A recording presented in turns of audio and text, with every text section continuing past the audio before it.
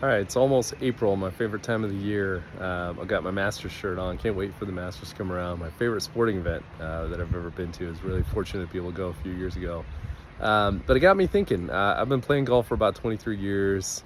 Love the sport. It's just a ton of fun. And when I was first starting to play, actually for a long time when I was playing, I was looking for that silver bullet, like change your grip this way, do the backswing slower in this way, rotate your hips, whatever it was. Try to take a shortcut to solving the game of golf, which is just so much fun. But as I've grown older, as the gray hairs kind of come in, you start to realize there is no silver bullet. It's just a slow and steady process where you have to improve day by day. Every time you're out there, work on different parts of your game, break it down into components.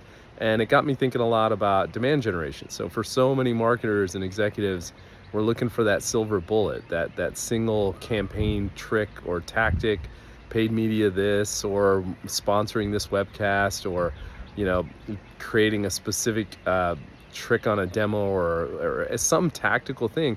But the truth is, there just is no silver bullet for demand generation. It's more of a slow, steady process. But that said, I think there is a silver process.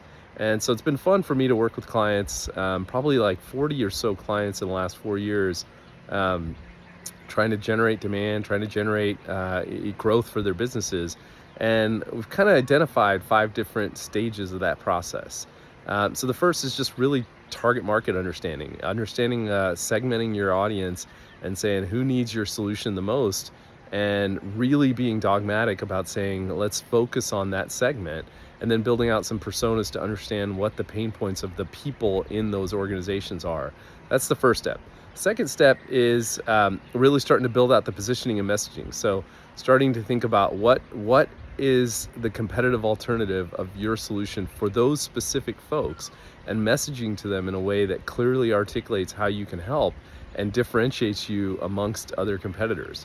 The third step is content strategies, and we've started to develop out a process to help develop content for specific segments of customers, and it involves trying to understand each of the different buyer personas, or the people that you're selling to, and each of the stages that they interact with you in your buying cycle for. So that's been a lot of fun to develop content with a specific notion like that, or motion like that.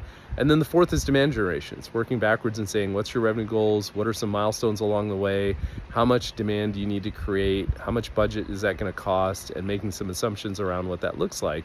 And then the fifth and final one is something I call lead to revenue. It's starting to map out how those leads become revenue, and understanding what the conversion rates are going to look like, where there's exception analysis, starting to understand the reporting that's necessary, so you have feedback building back into the system.